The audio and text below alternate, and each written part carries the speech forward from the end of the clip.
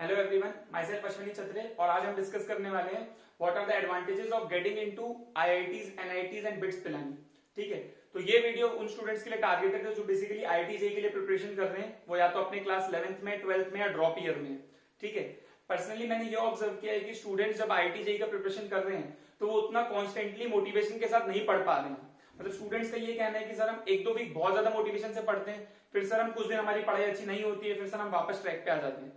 मतलब सर जो हमारा जो बेस्ट पढ़ाई होती है वो सर वो कंसिस्टेंट नहीं रह पाता है।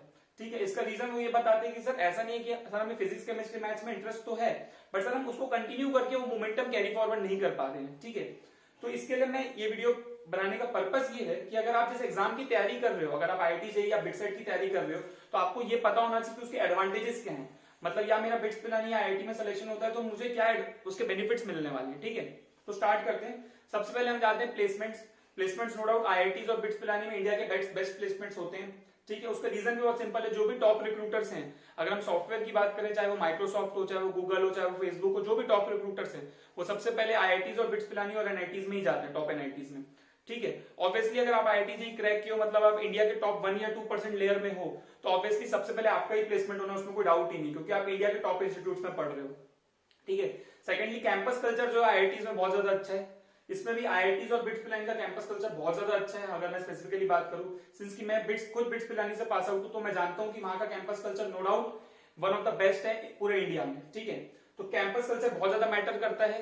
प्लेसमेंट्स के बाद आई थिंक सबसे इंपॉर्टेंट चीज आपको जो देखनी चाहिए, काउंसलिंग के टाइम आपको कैंपस कल्चर देखना चाहिए।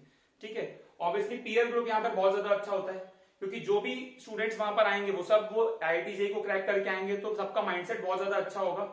तो आपको जो क्राउड मिलेगा बहुत ही अच्छा क्राउड होगा और वहां पे बेसिकली आपका ओवरऑल डेवलपमेंट बहुत सही होगा। ठीक है, तो ये बहुत इंपॉर्टेंट चीज है। एकेडमिक्स के अलावा ऑब्वियसली आपको बहुत सारी चीजें एक्सप्लोर करने को मिलेगी। अगर आपको किसी स्पोर्ट्स में इंटरेस्ट है या कोई और हॉबी है, चाहे वो सिंगिंग हो, चाहे वो डांसिंग हो, चाहे कोई भी एक्स्ट्रा करिकुलर हो, ऑब्वियसली आपको एकेडमिक्स के अलावा बहुत अच्छे प्लेटफॉर्म मिलेंगे। चाहे वो क्लब्स हो, चाहे डिपार्टमेंट्स हो, आपको बहुत सारी चीजें मिलेंगी एक्सप्लोर करने के लिए। तो ये बहुत अच्छी चीज है जो आईआईटीज और बिट्स और एनआईटीज में आपको मिलती है। प्राइवेट इंस्टीट्यूशंस में भी होता है ऐसा, बट यहां पर इसका बेसिकली एडवांटेजेस बहुत ज्यादा है इस चीज के। ठीक है, ऑब्वियसली रिसर्च अपॉर्चुनिटीज आपको बहुत ज्यादा मिलेगी, क्योंकि आप इंडिया के बेस्ट इंस्टीट्यूट्स में हो, तो बेसिकली आपका एल्यूमिनाई नेटवर्क बहुत ज्यादा अच्छा होगा, वहां पे प्रोफेसर्स बहुत ज्यादा अच्छे होंगे, आपके कॉलेज की ब्रांड वैल्यू बहुत ज्यादा अच्छी होगी। तो आगे चल के अगर आपको मास्टर्स करनी है या पीएचडी करनी है, आगे आपको फर्दर स्टडीज करनी है, तो आपका कनेक्शन बहुत ज्यादा स्ट्रांग होगा, तो आपको जो भी पाथ होगा आपको इजिली मिल जाएगा। अगर आपको यूएस जाना है, आपको कहीं से भी मास्टर्स करना है, तो बेसिकली आपका एल्यूमिनाई नेटवर्क अच्छा है, तो आपको उसको बहुत ज्यादा एडवांटेजेस मिलेगा। ठीक है, ब्रांड वैल्यू हम ऑब्वियसली जानते हैं कि आईआईटीएन एक बहुत इंपॉर्टेंट टैग है। ठीक है, आईआईटीएन होना अपने आप में एक बहुत बड़ी बात होती है। रीजन सिंपल है, क्योंकि अगर आप आईआईटीएन हो तो बेसिकली आप इंडिया की टॉप 1% लेयर में हो, इसमें कोई डाउट ही नहीं है। ठीक है, बीइंग एन आईआईटीएन या बीइंग अ बिट्सियन आपको हमेशा फर्स्ट चांस मिलेगा।